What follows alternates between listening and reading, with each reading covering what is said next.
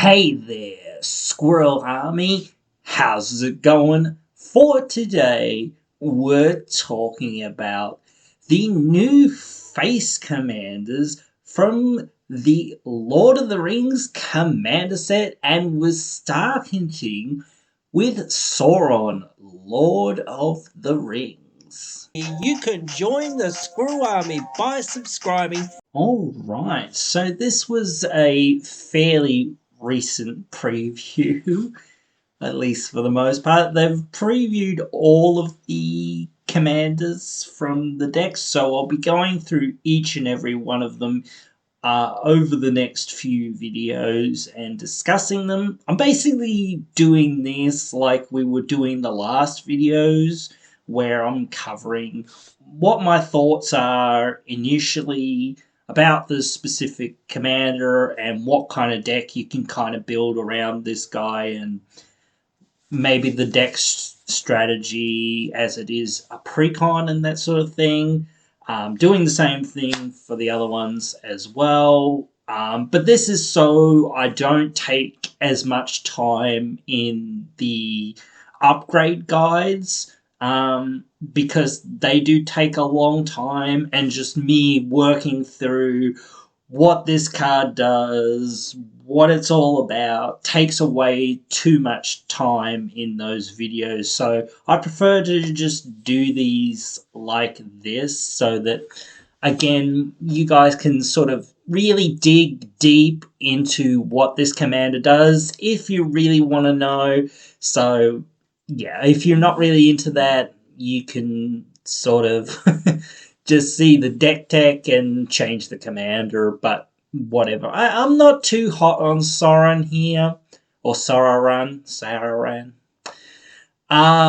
because he's just so much mana. My god, so much mana. You know, like, this guy's 8 mana. He's a 9/9, I guess, with trample. Whenever a creature an opponent controls dies, the ring tempsus. Sure.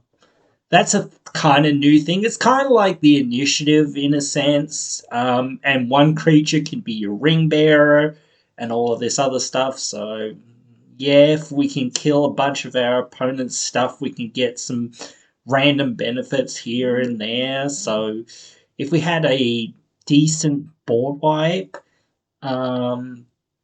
that kind of killed all of our opponent's stuff, maybe we'd kill out some of our own stuff. As long as Sauron survives, maybe we'd get enough value out of that. Not too sure.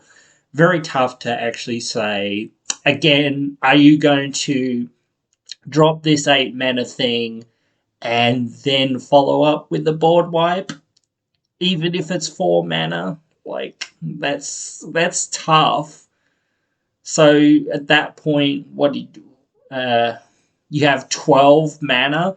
At that point, if you're just like getting some random value off of this guy to, trigger the ring bearing or tempting you or whatever, like, that's not that amazing. Yes, it does other stuff, but that part, I'm just focusing on that part first.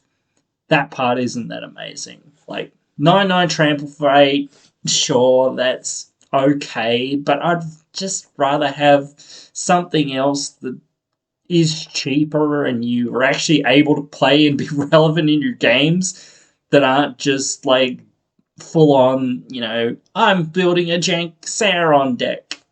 Seems like the worst commander so far, because it's just so much mana. You're never going to get hardly anything out of it. Anyway, when he ETBs, or actually when you cast it, you amass 5 orcs, and then you mill 5 cards, and then return a creature card from your graveyard to the battlefield. Alright, at least that's okay-ish.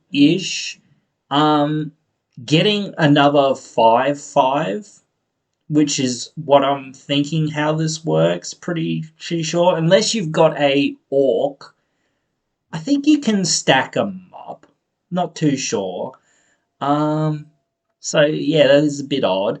But anyway, you can still get another 5/5, so you're kind of getting 14 power out of this thing without knowing what's in your graveyard, and yeah, you could get something super good out of your graveyard, obviously. But for 8 mana, you want that thing to win you the damn game, bro. Like, honestly, or that, or you want it to actually be like, what is it? The, Massacre Girl or whatever else. Things like that that just clear the board. So you can get the triggers off of Sauron to tempt the ring and whatnot. So overall, my initial like impressions of this card aren't too high. Like, yeah, you could do some things with it, and it is repeatable in kind of a sense, and it kind of does something once you've actually cast it. So again, you're not that hurt if people do counter it. In a sense, you still get to amass 5, mill 5, return a creature card from your graveyard to the battlefield. So that could be alright if you can find enough ways to get this guy either back to your hand or whatever else. Just recast him a lot of times or reanimate him from the graveyard to your hand or something like that. Then he might become really good. Um, he is an avatar horror, so that's kind of a little interesting. He could go into a certain other kind of deck. But of course, we're not really talking about that. We're more talking about this as the face commander. So I think I'm going to wait and see what the sub commander of this deck is, bro, because this guy, like, yeah, again, you can do stuff with him. There could be an interesting strategy here, but it just seems like way too much mana for too little payoff for me. And yeah, you get to reanimate a thing, and that could be anything. And by the time you get to like 8 mana, yeah, sure, you could have lots of options. But again, I don't know. It's so if and buts and candies and nuts already that it's like, to me, at 8 mana, especially when you could probably just win the game off of 8 mana, if it doesn't win you the game by you doing this somehow, I think that it's only going to be a very janky commander that a few people kind of build because it's Sauron. Look, I've got a Sauron deck. I'm gonna dominate the elves and the humans and whatever else, all this stuff. And I'm gonna have my dark army, whatever else. Like, that's cool. I'm not trying to take away anything from this card in the fact that it is a very cool card and the lore in Lord of the Rings and all that is very cool.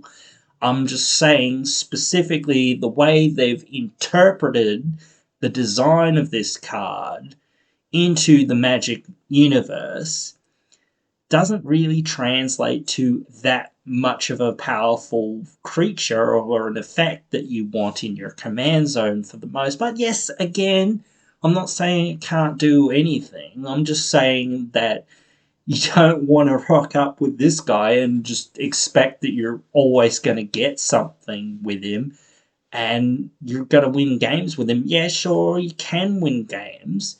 Obviously, everyone has a chance to win any game for the most part.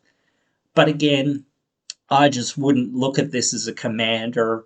It's probably not good enough.